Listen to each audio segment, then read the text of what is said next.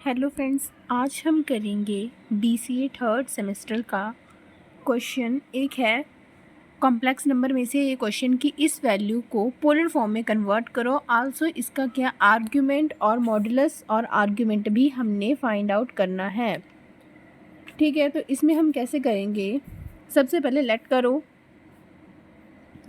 कि z कितना है आपके पास 1 + i/3 है। तो हमारे पास आता है इसमें सबसे फर्स्ट स्टेप क्या होता है कि हमें इस वैल्यू को बराबर करना होता है r cos theta plus iota r sin theta के। तो r इसमें से कॉमन निकल जाएगा, cos theta plus iota sin theta. First step क्या किया आपने, लेट किया। सबसे पहले हमने इस इक्वेशन को ही लेट कर दिया, z इतनी है और इसे जो है हमने बराबर किया r cos theta plus r आयोप्टा r sin theta के, और r हमने निकाल ली यहाँ से कॉमन। सेकंड हमने क्या करना है कि एडिंग और स्क्वेयरिंग कर देनी है बोथ साइड कि ये जो है इसके बराबर है कि 1 + आयोप्टा √3 जो है वो इक्वल है r cos theta plus iota sin theta के। तो एडिंग और स्क्वेयरिंग कर दिए दोनों तरफ। तो सबसे पहले क्या करेंगे, आप रियल और इमेजिनरी पार्ट जो है उनको एक एक तरफ कर लेंगे। रियल पार्ट एक तरफ और इमेजिनरी पार्ट एक तरफ। तो रियल पार्ट क्या है यहाँ पर, देखो रियल पार्ट है r cos theta equal to 1 और इमेजिनरी पार्ट क्या है आयोप्टा हमने लिखते हैं। तो r sin थीटा जो है वो है √3। देन एडिंग और स्क्वेयरिंग कर दी इन दोनों पर। तो एडिंग और स्क्वेयरिंग करेंगे जब तो r स्क्वेयर बन जाएगा cos square theta plus sine square theta. मैंने r कॉमन निकाल लिया, दोनों में से स्क्वेयरिंग की। देन r जो कॉमन निकलेगा, इसके बाद क्या है 1 स्क्वेयर प्लस √3 का स्क्वेयर। √3 स्क्वेयर √ से स्क्वेयर जो है वो कैंसिल हो जाता है। तो यहाँ पर क्या बच जाएगा, 3 बच गया। तो 1 + 3 कितना बन गया, 4 बन गया। तो उसके बाद क्या करेंगे आप, r square cos square theta plus sine square theta क्या होता है, ट्रिग्नोमेट्रिक आइडेंटिटी है, 1 होता है। और यहाँ पर 4 बना, स्क्वेयर उस तरफ चला गया, √ में हो गया, √4 प्लस माइनस। तो r बन गया आपके पास 2। नेगेटिव वैल्यू लेते हैं, r 2 आएगा।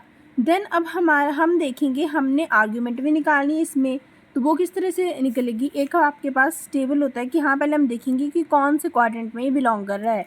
फिर जैसे टेबल होता है हमारे पास कि यहाँ पर आता है अल्फ़ा, यहाँ पे आ जाएगा पाई माइनस अल्फ़ा, यहाँ पे आता है माइनस पाई प्लस अल्फ़ा और यहाँ पर आता है माइनस अल्फ़ा।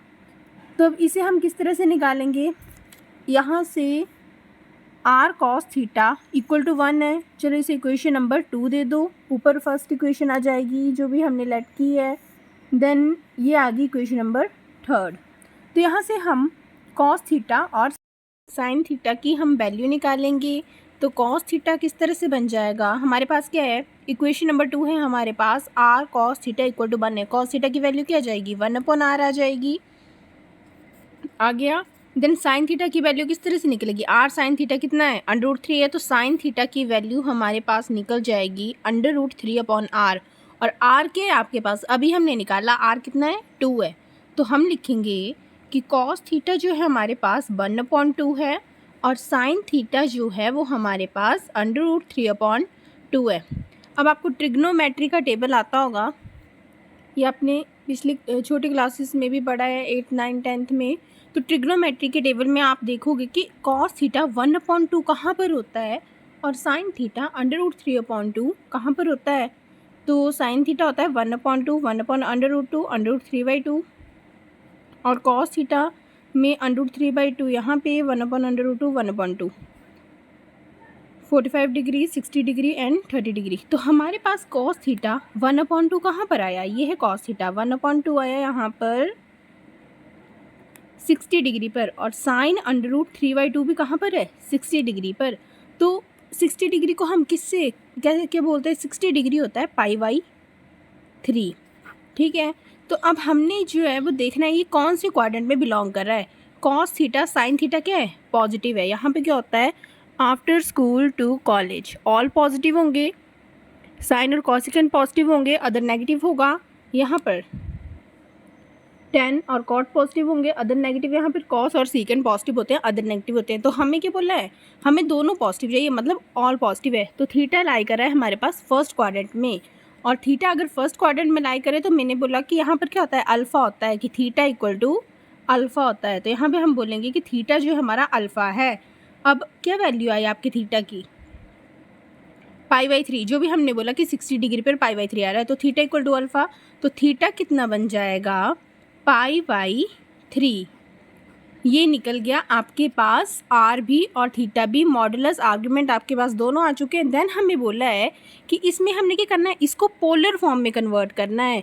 तो गिवन इक्वेशन क्या आपके पास, z इक्वल टू 1 + i/3, इसे क्या करना है, हमने पोलर फॉर्म में कन्वर्ट करना है। हमने लेट किया था इसी इक्वेशन को कि क्या होती है, r cos theta plus r i/r sin theta होता है। यही इक्वेशन लिख दो, कुछ नहीं करना है। यहाँ पर सिंपल है कि जो भी आपके पास गिवन इक्वेशन है ना, यहाँ पर लिख दो r cos theta plus i/r sin theta.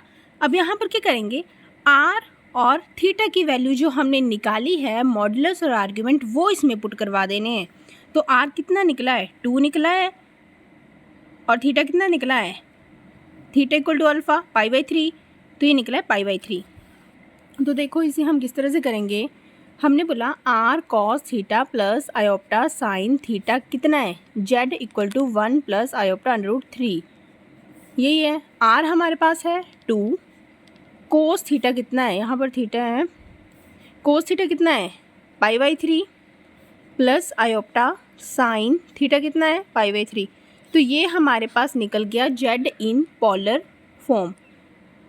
तो हम लिखेंगे कि 1 + i/√3 z इक्वल टू कितना है, 2 cos π/3 प्लस i/r sin π/3।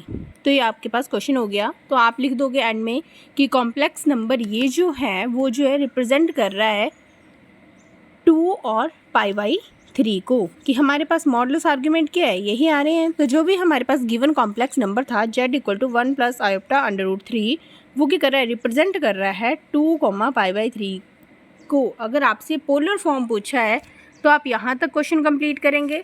अगर आपके पास मॉडुलस या आर्ग्यूमेंट पूछा है तो बस आप r और थीटा निकालेंगे। और अगर आपको बोला कि पोलर फॉर्म में बताओ, तो z इक्वल टू जो भी इक्वेशन है वो, और नेक्स्ट के करना है 2, और जो r आया 2 वो पुट करवा दो, और थीटा r और थीटा की वैल्यू पुट करवा दोगे, और एंड में लिख दोगे कि r जो है कि जो कॉम्प्लेक्स नंबर है z इक्वल टू 1 + i/√3, वो रिप्रेजेंट कर रहा है 2, π/3 को पोलर फॉर्म में। Thank you.